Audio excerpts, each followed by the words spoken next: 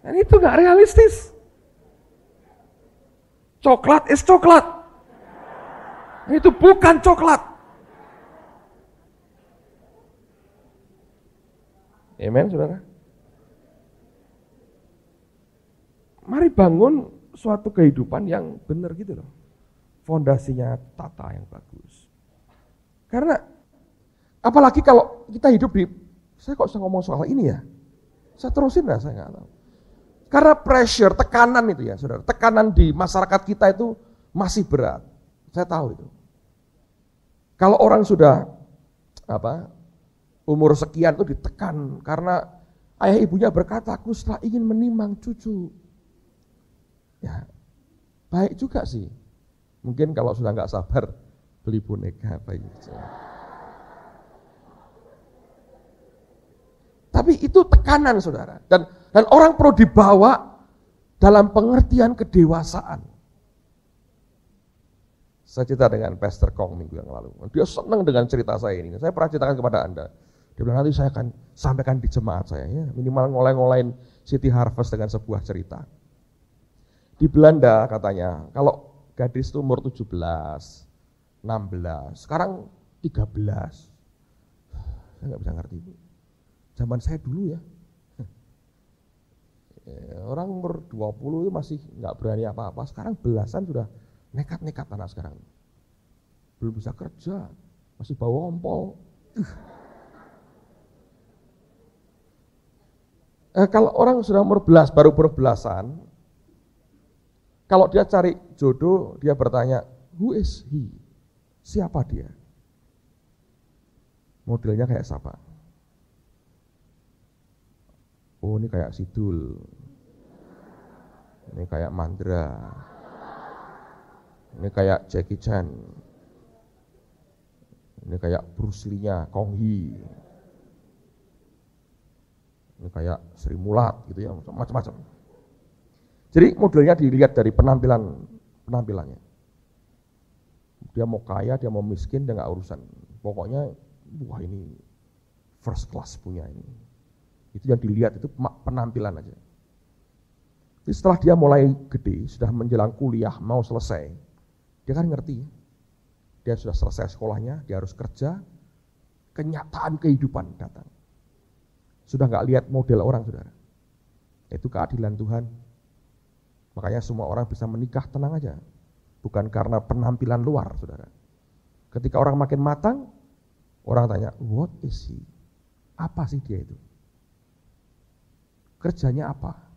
Income-nya berapa? Gelarnya sepanjang apa? Oh, itu ditanya, saudara.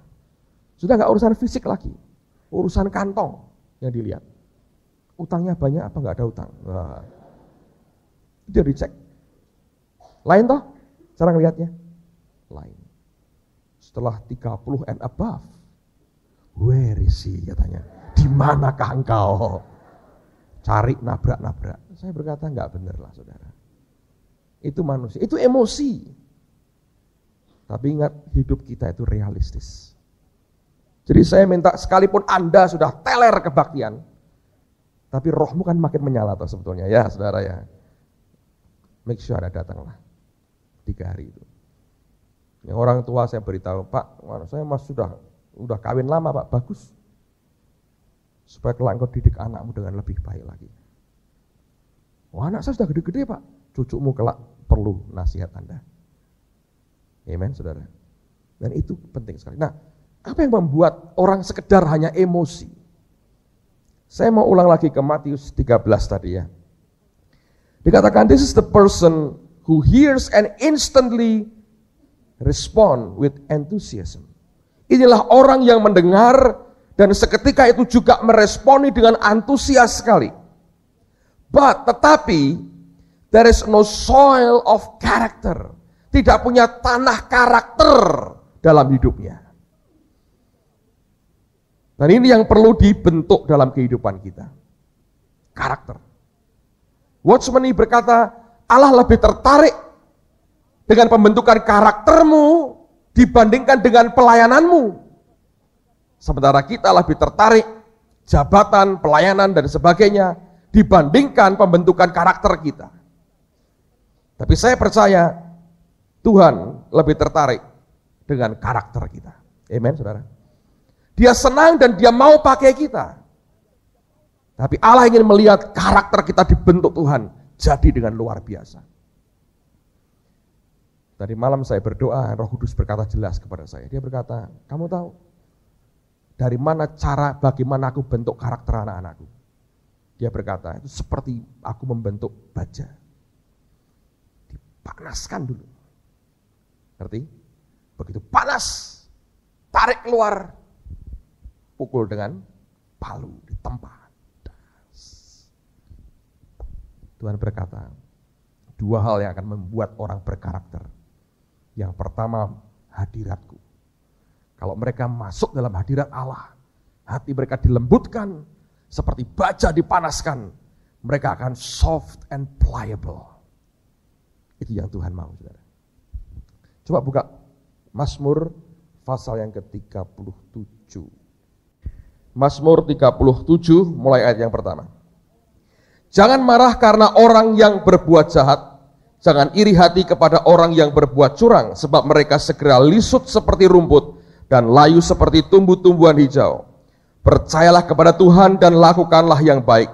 Diamlah di negeri dan berlakulah setia. Dan, apa saudara? Bergembiralah karena Tuhan, maka Ia akan memberikan kepadamu apa yang diinginkan hatimu. Nah, kata bergembira sebetulnya bukan gembira, bukan begitu, saudara. Tapi terjemahan yang terkandung di dalamnya, yang lebih akurat sebetulnya kata itu artinya be soft and pliable.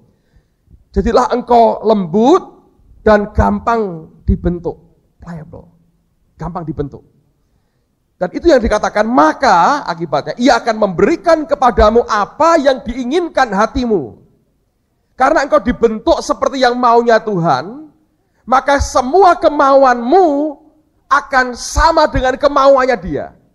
Akibatnya semua kemauanmu akan diberikan oleh Tuhan. Enak. Ada orang berkata gini, Pak, ya enggak enak. Saya punya kemauan yang lain. Saya berkata enggak mungkin. Kalau engkau dibentuk Tuhan, jadi bentukan sesuatu, Anda sudah tidak akan ingin dengan yang tadinya engkau inginkan. Contoh, saudara. Contoh. Saya ini orangnya nggak bisa makan bawang, saya nggak bisa. Berambang mentah, saya nggak bisa. Daun berambang, saya nggak bisa. Saya pakai ayat itu adalah semua makanan Mesir. Berambang, bawang itu Mesir semua. Saya adalah manusia tanah perjanjian. Itu hanya untuk diri saya sendiri. Anda boleh makanlah sebanyak-banyaknya. Setelah makan jangan deket-deket saya. Jadi saya didesain tanda petik di dalam saya nggak suka itu. Ada orang-orang yang hobinya makan bawang mentah, berambang mentah. Buat saya itu agak, kenapa bisa begitu dimakan? Tidakkah ada banyak yang lebih baik dari itu ya? Nah, dia, kalau dia dijadikan seperti saya, mungkin dia berkata, loh tapi saya suka ini. Ya, sebelum kau jadi seperti saya, kamu akan suka makan seperti itu. Tapi kelak kalau kamu dijadikan seperti saya, diberi itu 30 karung pun, lebih baik kamu kabur cepat-cepat. Ngerti saudara? Selama kita seperti manusia kita, kemauan daging kita begitu banyak. Yang kita makan, Allah melihat dari surga, kok begitu sih? Kok dimakan nih semua? Tikus dimakan. Scooby-Doo, Batman katanya. Ya di luar pulau itu kan orang makan anjing, Scooby-Doo dimakan. Kelelawar, Batman dimakan. Apa lagi? Scooby-Doo, Batman. Hah? Ya, ular nggak ada ceritanya. Scooby-Doo dan Batman dimakan. Allah di surga lihat. Ketika dibentuk Tuhan, tiba-tiba kan kita lihat Scooby-Doo ya. Wah ini teman. Bukan teman waktu lapar tapi lain. Ngerti saudara? Semua ini berbeda. Orang ada yang begitu banyak hal yang najis yang keluar, yang kita buat. Ketika dibentuk Tuhan, kita jadi seperti yang Tuhan mau. Kita nggak kepengen lagi tuh. Yang kita inginkan sudah jadi keinginan Tuhan. Makanya dia berikan semua yang kita ingini. Nah, Allah membentuk kita begitu. Kalau kita tinggal dalam hadiratnya, kemudian kita biarkan Allah menempa kita. Dan penempaan itu biasanya lewat penderitaan, lewat aniaya, lewat kesulitan, lewat kesukaran. Jangan pernah alergi dengan itu, karena itu membentuk karakter kita. Amen. Anda akan jadi seperti yang Tuhan inginkan. Luar biasa. Coba buka Kisah Rasul 9, saudara. Kita akan selesai dengan ini. Pastor Konghi sampaikan beberapa ayat dari perikop ini. Tapi saya akan bacakan secara lebih lengkap buat saudara. Saya mau tunjukkan satu kebenaran yang luar biasa. Pasal 9 ayat 32. Pada waktu itu Petrus berjalan keliling mengadakan kunjungan kemana-mana. Dalam perjalanan itu ia singgah juga kepada orang-orang kudus yang di Lida. Di situ didapatinya seorang bernama Eneas yang telah 8 tahun terbaring di tempat tidur karena lumpuh. Kata Petrus kepadanya, Eneas, Yesus Kristus menyembuhkan engkau. Bangunlah dan bereskanlah tempat tidurmu. Seketika itu juga bangunlah orang itu. Semua penduduk Lida dan Saron melihat dia, lalu mereka berbalik kepada Tuhan. Di Yope ada seorang murid perempuan bernama Tabita, dalam bahasa Yunani Dorcas. Perempuan itu banyak sekali berbuat baik dan memberi sedekah. Tetapi pada waktu itu ia sakit lalu meninggal, dan setelah dimandikan mayatnya dibaringkan di ruang atas. Lida dekat dengan Yope. Ketika murid-murid mendengar bahwa Petrus ada di Lida, mereka menyuruh 2 orang kepadanya dengan permintaan, segeralah datang ke tempat kami. Maka berkemaslah Petrus dan berangkat bersama-sama dengan mereka. Setelah sampai di sana, ia dibawa ke ruang atas dan semua janda datang berdiri di dekatnya sambil menangis. Mereka menunjukkan kepadanya semua baju dan pakaian yang dibuat Dorcas waktu ia masih hidup. Tetapi Petrus menyuruh mereka semua keluar, lalu ia berlutut dan berdoa. Kemudian ia berpaling ke mayat itu dan berkata, Tabita, bangkitlah. Lalu Tabita membuka matanya, dan ketika melihat Petrus, ia bangun lalu duduk. Petrus memegang tangannya dan membantu dia berdiri. Kemudian ia memanggil orang-orang kudus beserta janda-janda, lalu menunjukkan kepada mereka bahwa perempuan itu hidup. Peristiwa itu tersiar di seluruh Yope dan banyak orang menjadi percaya kepada Tuhan. Kemudian daripada itu Petrus tinggal beberapa hari di Yope, di rumah seorang yang bernama Simon, seorang penyamak kulit. Nah, saudara bayangkan ya, ini tekanan yang dialami Petrus itu luar biasa. Di Lida dia buat mujizat yang luar biasa, orang lumpuh 8 tahun, dia doakan bangkit. Dan bisa bereskan tempat tidurnya. Nah, kita berkata di Yope ada seorang murid Tuhan bernama Tabita. Dan ini orang yang baik sekali, sering membantu para janda. Dia sakit dan dia mati. Petrus diundang datang. Dia datang. Ketika dia masuk di ruangan di mayat itu ada. Anda bisa bayangkan tekanan yang dihadapi. Orang berkata di Yope, di Lida ada mujizat besar. Petrus dipakai Tuhan membuat mujizat besar. Mereka berkata, hari ini kami juga ingin melihat engkau. Belum para janda ini nangis. Nunjukkan pakaian yang dibuat oleh Tabita. Dengan berkata, ini orang baik. Jangan mati dulu. Ini orang baik. Bangkitkan dia. Bayangin. Datang sendirian, terkenal sebagai orang yang membuat mujizat. Dimintain tolong oleh para janda. Nangis sambil bawa pakaiannya. Saya belajar ya, kalau ini orang gak punya karakter Kristus yang kuat, hancur. Saudara. Apa yang dia mesti buat? Tapi saya belajar dari ayat ini luar biasa. Dia singkirkan semuanya. Dia gak perlu rombongan kor, peratap, sambil bawa pakaian, semua keluar. Dia sendirian dengan mayat. Saudara. Pastor Konghi berkata itu adalah teror di waktu malam berhadapan dengan mayat. Tapi menurut saya ada sisi lain juga yang kita perlu mengerti. Terornya mungkin bukan dari si mayat itu, saudara. Terornya dari janda-janda ini yang maksa berkata, bangkitkan dia. Dan saya senang ketika kita bisa melihat bahwa ketika Petrus berlutut untuk berdoa, yang dipandang bukan mayatnya, yang memang sudah mati, saudara. Tapi rupanya dia belakangin mayatnya begini, saudara. Jadi problemnya nggak dilihat, dia cari Tuhan yang sembahyang. Nah, kalau orang Kristen ketemu mayat, dilihat mayatnya, Tuhan bangkitkan, bangkit, bangkit, bangkit, bangkit. Orang ubah-ubah ya, bangkit. Lalu matanya terus ke persoalan, bukan cari Tuhan. Orang punya karakter, saudara, kayak Petrus.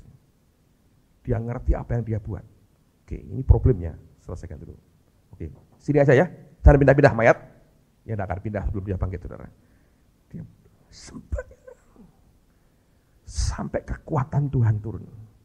Dia berpaling. Ketika dia sudah hadapi persoalan itu, seluruh kepenuhan Allah di dalam dirinya, dia hadapi mayat, bangkit lagi. Amen, saudara. Saya kemarin dengan istri saya dan Bu Yuni mendoakan Tania ya, anggota sekolah minggunya Victor. Dan akhirnya dipanggil pulang. Kita mendoakan beberapa saat waktu lalu. Secara medis sih dokter pada waktu itu berkata ya cabut aja alat bantunya. Tapi Anda sebagai orang tuanya ya tentu berat dong. Kalau Anda memutuskan baik cabut, karena itu kalau dicabut mati. Ya. Nanti tahu-tahu bisa feel guilty kan.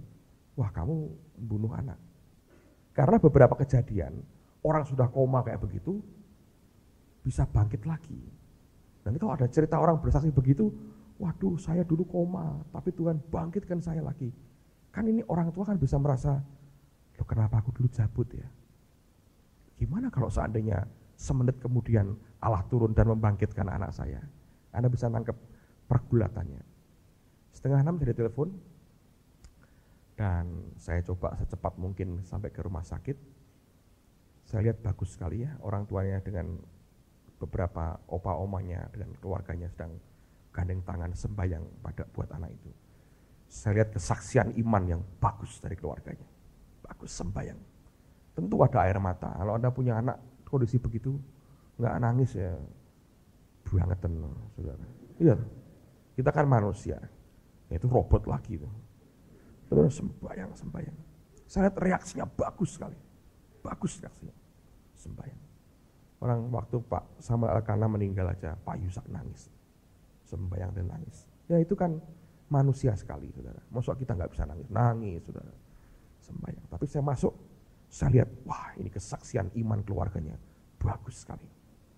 Mereka sudah rela, dan mereka bilang Tuhan kalau engkau mau ambil. Wah itu luar biasa. Amen. Banyak orang ngotot terus. Tapi kita belajar untuk menyerah apa yang terbaik menurut Tuhan.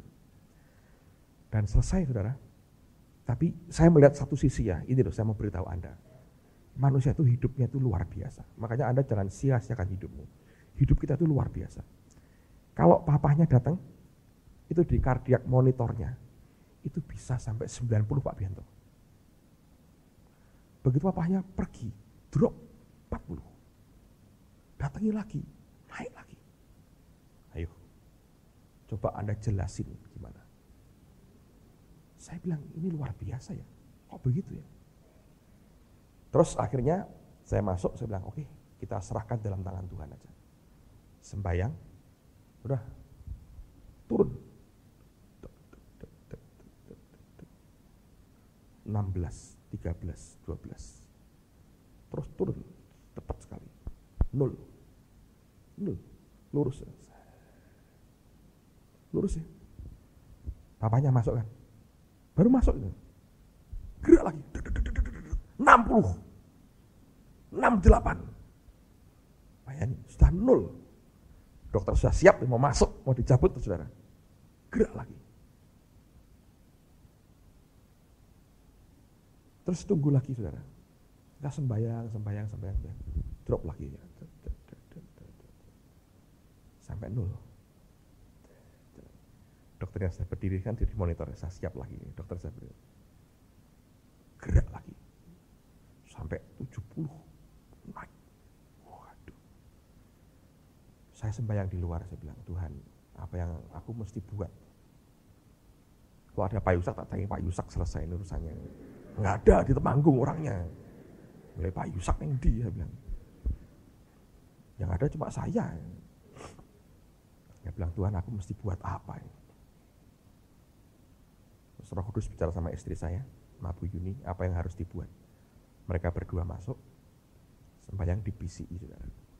Diomongin. Anda boleh percaya, boleh tidak. Kayak kami bicara, beritahu surga itu luar biasa. Yesus itu jalan. Kamu nak ketemu Yesus, kamu berangkat, jangan ragu-ragu. Bener, berangkat aja. Diomongin, tengi, kalau ada ikatan yang lain. Selesai, masih nggak bisa. Masih terus. Dia bilang sama saya, masuk, kamu sembahyang. Saya masuk, saya bilang, saya panggil namanya, saya bilang, malaikat sudah jemput kamu. Pulang aja nak, gak apa-apa. Pulang. Kamu nanti bahagia. Ya, saya bilang, dalam nama Yesus, pulang. Terus drop. 0. Lama, sudah gak pernah gerak lagi. Saya keluar pelan-pelan. Istri saya mikir saya masih di sebelahnya. Saya keluar pelan-pelan. Saya mau ikut-ikutan Roh Kudus, saudara. Roh Kudus kalau masuk, semua orang tahu. Dia keluar, tidak ada orang tahu. Makanya Anda hati-hati. Roh Kudus itu kalau datang, heboh semua. Itu. Tapi dia mengundurkan diri dari hidupmu, Simpson gak ngerti, Saul gak tahu. Mundur. Dia pribadi yang sopan, saudara. Dia bukan kayak kita. Ya wis, jorok-joroknya. Itu kan kampungan banget toh. Roh Kudus gak gitu. Ono jotaan sih barang. Geger kita enggak. Anda saya nggak nurut terus sama dia, sudah. Dia nggak mau. Pelan-pelan. Saya ikut-ikutan Roh Kudus, saya pelan-pelan. Istri saya nggak tahu. 0. Sudah siap, keluarga sudah semua siap. Ditunggu lebih dari 2 menit ditunggu karena sudah 2 kali 0 kok naik lagi, saudara. Tunggu sudah tidak terus. Masuk dokternya masuk. Setiap bilang, ya saya lepas. Saya kaget. Tiba-tiba suaminya jadi kecil dan baju putih, saudara. Dia pikir malaikat datang, lompat. Tapi kesaksian keluarganya bagus sekali. Nanti saudara, itu mengantar orang pulang ke rumah Bapak. Bagus. Saya melihat iman keluarganya baik sekali. Saya ajak mereka doa sama-sama. Akan dikubur hari Selasa ya, Victoria, jam 8 ada kebaktian di Tlogorjo, betul ya. Kalau Anda sempat hadir akan sangat baik, memberikan tambahan penghiburan buat keluarganya. Tapi saya menyaksikan bahwa orang dalam Tuhan itu realita, seperti itu. Menghadapi semua itu, emang nangis. Ya, kita aja gak tahan lihat itu. Lihat kondisi anaknya juga gak tahan. Tapi waktu kita bisa antar sampai pulang, wah luar biasa. Amen, saudara. Itulah realita yang dihadapi dalam hidup. Bukan sekedar emosi biasa. Butuh soil of character dalam hidup kita. Amen. Butuh tanah karakter.